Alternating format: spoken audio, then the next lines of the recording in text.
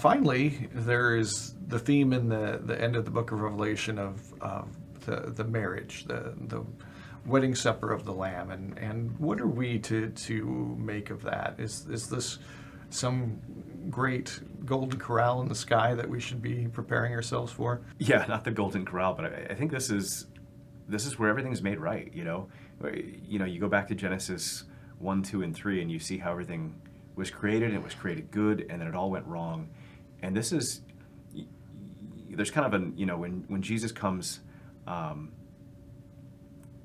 dies for creation, there's kind of this like already not yet thing going on, where he's died and he's in some sense lifted the curse, and but it's still there, and finally in the book of Revelation we see the culmination of all things, where we get to where everything is made right. This relationship that was lost in the garden is once and for all set right, and we're once and for all, and in a sense too, it's a relationship that's not merely what Adam and Eve had. It seems like it's better. So we're moving things toward the culmination of all history, the culmination of why everything was made. And yet, when we open the book of Revelation, it opens with letters to 7 churches, dealing with kind of their day in and day out problems. So what's the connection? Maybe it kind of goes along with what we talked about in the last part of this lesson is what we do in the day-to-day actually is of great significance in the end.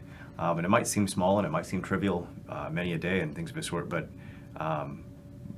it's on those days that actually you're sowing the seeds that you're going to bear fruit from later on in life.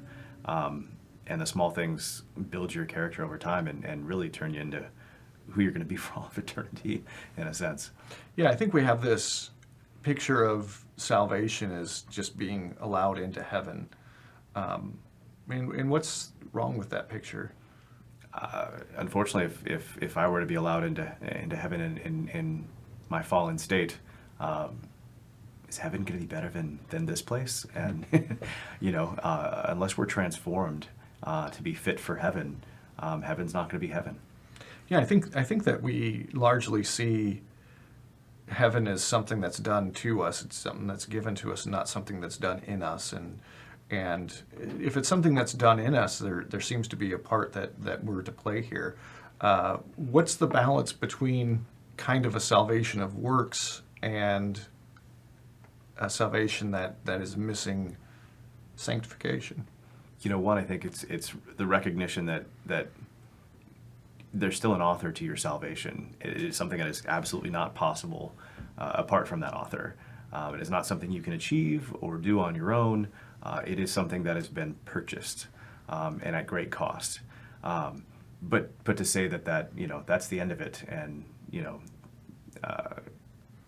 I say a little prayer at the altar one day, and I'm not saying that that's not sufficient for where it starts and stuff like this, but if there is no sanctification that comes out of your justification, it just seems like, is this what you really saved me for? Just to say I can go to heaven now, but I'm left in my sins? I don't know if that's befitting of the glory of the God we worship. There was I think it was a series of newspaper columns that a newspaper started, and they asked a lot of the big intellectuals of the day to answer a question, and the question was, what's wrong with the world? And G.K. Chesterton answered, I am. I don't know that that's a very popular sentiment these days. What's it been replaced with, and what's the danger? I'd much rather look at the problem being you are, not I am. And it's much easier to see the problem in the world around us and find the blame elsewhere. And much more challenging, sometimes we're a little blind to the problem within ourselves. And the unfortunate thing is that I'm much more able to do something about the problem within myself than any other problem. Yeah, it seems like the call for legislation and demonstration and all this kind of stuff is really a call to try to strong-arm others into fixing the problem of the world by sacrificing themselves. It's almost a repetition of the scapegoat. The idea that in order to fix the world, I need to sacrifice you.